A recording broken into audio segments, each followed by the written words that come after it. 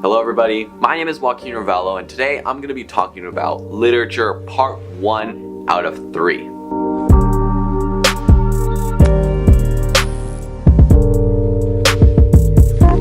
As always, these videos take a lot of effort to make as I have to research, I have to plan out all the shots, I have to film, I then have to edit, and I have to distribute. So if you found this video helpful, please share it with your friends, either on your Facebook page, on your Twitter, on your Instagram, or on your Google Classroom, or share it to the people in your Scholars Cup Club.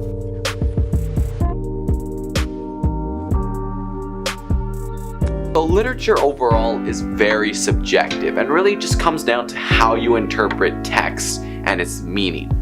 With that comes the idea of a literary canon, which simply put is just a set of works that everyone has to study either in high school or in university. Most scholars argue whether or not this is a good idea to have, as it does create a whole bunch of bias in the student's mind, or as a counterexample, it provides a good framework. Anyways, on to the poems for part 1. The first poem is Alternating Names for Black Boys by Denez Smith. Number 1. Smoke above the burning bush. Which shows that many African Americans in society are not seen as individuals and people, but more as stereotyps. Number 3. First, son of soil. Number 4. Coal, awaiting spark and wind. Number 5. Guilty until proven dead. The structure of the poem is a 17 line, with each new line starting with a number, as if it's a list. The poem contains a lot of metaphors on the color black, as well as the relationship it has on the stereotypes projected on these people. For example, smoke above the burning bush, where the smoke represents the black part of a fire. In this case, it can be analyzed that the fire represents a conflict or an idea, while the smoke is just a byproduct of that idea that no one wants to see. Stereotypes here, as well as many other metaphorical references to stereotypes such as monsters until proven ghost. Number 7. Monster until proven ghost. The next poem is called Crusoe from England by Elizabeth Bishop. This poem explains her feelings from returning from exile from one of her favorite islands, as well as the difficulties of creating poetry. The speaker is the protagonist from the book Robinson Crusoe, who lived in an island for 20 years alone. The speaker starts off by explaining the simplicity of volcanic eruptions as a metaphor for her own creative potential. The next poem is Goodbye Sancho Panza. Sancho Panza is actually a fictional character from the book Don Quixote, which was created back in the year 1605, over 400 years ago. Sancho Panza often rides his donkey through the desert and through villages, similar to a Western movie. This poem was actually written very recently and reflects the possibility of Sancho Panza living in the modern day life. It outlines what he would do. For example, instead of riding a donkey through the city, he would be riding a Kawasaki, which is this motorcycle, through Missouri. The poem ends with the author reflecting on how difficult it would be to learn new things about this character. The speaker is the poet himself, and he often referred to the relationship he would have with Sancho Panza as if it actually happened. So moving on, Ming Nong is a short 5-line poem that describes that you need to be happy that you have food to eat. It's most commonly called Pity the Farmer, as it explains the pain most farmers have to go through every day doing their boring and hard job. And it also shows that you have to be happy that you have food to eat, compared to the farmer, which the only thing he metaphorically eats in this situation would be his work. It originally came from China in the Tang Dynasty and served primarily to help children finish up their food. The next poem is In My Shoes by Charles Simic, where Charles discusses his inner life by comparing it to a pair of shoes. He talks about the death of his brother and sister, as well as how religion is embedded in his identity as well as the shoes. He He mentions shoes as if they guide people's choices, and as well as the fact that they're the only thing that makes connection with the ground. It feels almost as if Charles is merging the language of religion and spirituality with that of Earth. He does this by using many nouns that we would think to use in the real world, such as face, skin, and nest, which in many ways merges the real world with his spiritual life. I have to say that this poem draws mainly on the fact of accepting one's inner life and being humble of it. I have to say this poem draws mainly on the metaphorical use of shoes, as if they are a symbol of our life and of our choices, as well as our perspectives. For example, the term "put yourself in other shoes" was coined by the idea that shoes guide all our decisions and is our viewpoint of the world. He also hints on the fact that shoes are like reading someone's inner and spiritual life, like reading the gospel and therefore being humble of it. As seen in the last line, "the only true likeness of myself." Ode to a Grecian Urn by John Keats might seem like a very difficult and complicated poem to understand and analyze at the beginning, but it revolves around the idea of the stories hidden in the ingress on the side of an urn, which is a very fancy type of pot. The poem explains the stories engraved on the side of the pot, as well as the meaning of the stories compared to the pot itself. It reflects primarily on the meaning of love in every story on the pot. From eternal loves to villages killing cows, the pot really tells the intergenerational story that will be passed down through many generations after the poets and the writers have died. The themes being culture and knowledge, as the speaker reflects on the main stories from the pot that he could learn upon. New Colossal by Emma Lazarus contrasts the difference between the Colossal of Rhodes and the Statue of Liberty. The Colossal of Rhodes is one of the 7 wonders of the ancient world, and it's actually a huge statue that stood between an inlet in Alexandria. It stood for around 80 years before being destroyed by an earthquake, which the Greeks later blamed to be the gods being angry at them for building the statue in the first place. This poem compares the similarities of freedom and liberty from the two statues.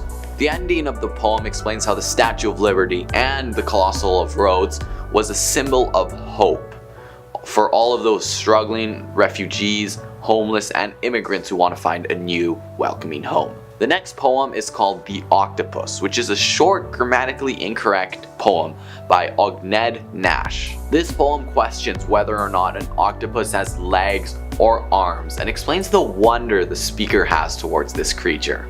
The mystery is real. Next up is The Raven by Edgar Allan Poe, which is one of the most famous poems ever created. This poem is actually very spooky and scary in nature. The Raven. Once upon a midnight dreary, while I pondered weak and weary. Not really consisting about ghosts or monsters or jump scares, but instead about the scariness of our inner trauma. Follows the story of a man inside of a spooky castle with a whole bunch of books and red linen who's just sitting down and thinking about his lost love. He's pretty scared as it's just pouring rain outside, it's super dark, and he thinks the ghost of his lost love might come inside as he is all alone. Like exactly how you feel after watching a really scary horror movie and then trying to go to bed, you know? He then hears a knock at the door and opens up the window and a raven flies in. As of someone gently rapping at my chamber door. "'Tis some visitor. I muttered. Tapping at my chamber door. Only this and nothing. The certain rustling of each purple curtain thrilled me, filled me with fantastic terrors never felt before. So that now, to still the beating of my heart, I stood repeating, "'Tis a visitor entreating entrance at my chamber door. This it is and nothing more." Presently my soul grew stronger, hesitating then no longer. "Sir," Said I, or "Madam, surely your forgiveness I implore. But the fact is I was napping, and so gently you came rapping, and so faintly you came tapping at my chamber door that I scarce was sure I heard you." I flung the shutter, when with many a flirt and flutter, in there stepped a stately raven of the saintly days of yore. Not the least obeisance made he, not a minute stopped or stayed he, but with mien of lord or lady, perched above my chamber door. Which is actually supposed to symbolize knowledge. The dude then starts talking to the raven, and this is when we find out that his love, Lenore, actually died. He asks the raven if he will ever see his love again, and the raven simply says, nevermore. Spit in nepenthe from thy memories of Lenore. Quaff, oh quaff this kind nepenthe and forget this lost Lenore. Quoth the raven. Nevermore. No, be that word outside of parting! Murder fiend! I shrieked up, starting. Get thee back into the tempest and the night Plutonian shore! No, leave no black plume as a token of the lie. Thy soul has spoken! As the raven is supposed to symbolize knowledge, the speaker starts going insane as he knows that the raven is somehow right and he will never see his love again, which gives him a whole bunch of inner trauma. Spooky, right? The Tyger by William Blake is a beautiful poem that explains and questions what the creator of the Tyger was thinking when he made it. The poem questions who would be so brave to create a vicious being like this one. He also questions how it was made to be so durable and so strong, and comes to the conclusion that it was made with a hammer and an anvil. The speaker ends up questioning what the creator might have felt of this vicious animal, and if it was the same creator that created the lamb. Next is probably the opposite of what you would normally hear from a poem. So on the Canadian-US border, which is actually really close to where I'm filming right now, approximately 50 kilometers south, this poem explains the utter peace that there is there. It goes to the point where it starts mentioning things you would expect to see in a war, death poem, but instead does it the exact opposite way, such as where the unknown soldier did not die, or where no monument was made. It does a great job in comparing this peaceful border compared to other more dangerous and threatening borders, such as the North Korean one. In fact, in the poem it specifically states that people celebrate the border by forgetting its name, which shows how little people actually care about the border being there. Those Who Do Not Dance is a short poem that explains that you can express your joy, creativity, and talent by doing the best you can and using your heart and soul, by believing in yourself, heart, and everything in the process. It goes through questioning what you should do if you want to dance but you can't. It comes to the conclusion that your heart has to dance. Metaphorically, of course, it shows that you have to use your passions and talents. And of course, the heart of the person who does not join the dance, in this case the person who does not use their creative potential, who does not use their talents, who does not use their joy, is the person that ultimately dies and turns into dust. Basically saying if you want to live a good, fulfilling life, you have to do what your heart tells you to do. Almost finishing up here is a poem called What Type of Asian Are You by Alex Dang. So he said to me, "What kind of Asian are you?" And I said back, well, that's a loaded question. What kind of Asian do you expect me to be? Because anyway you slice that egg roll, I'm still pretty much whatever you want to see. This slam poem discusses the stereotypes around Americans onto Asians. It first starts off by explaining common stereotypes that most Asians have, such as you have to be a good math god type of guy. And then the poem slowly transitions into a more darker phase, such as what the Americans did to Asians when they built the railways, for example. Like how chink comes from the clanking of metal to railroad as the slaves built train tracks for this country to be connected. Like how the zipper head down the street is called that because the way our heads split open when struck with assault weapons, or how jeeps ran over and left marks across corpses and someone clever thought that we were only good to unzip. Like how every time you lump an Asian person into one culture, it's systematically making us assimilate into an America we thought was better than our war-torn home. It then ends the slam poem by explaining what his self-worth is based on his identity.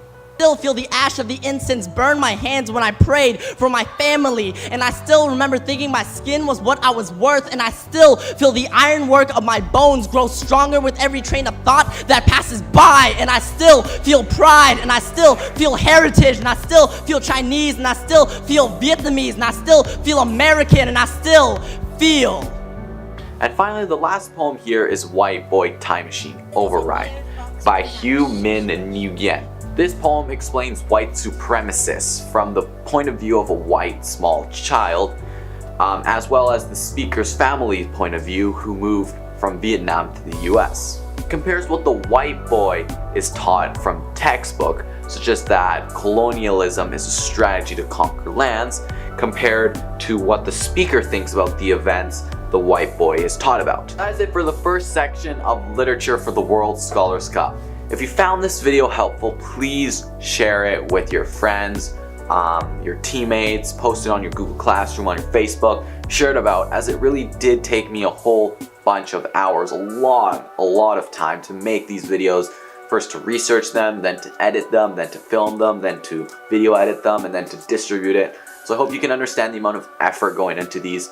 So you can really do me a favor by sharing it across your network. Again, I have tons of videos all on the curriculum as well as the Scholars Cup strategy, so you can check those out in the description down below. And until next time, stay productive. I'll see you in Literature Part 2.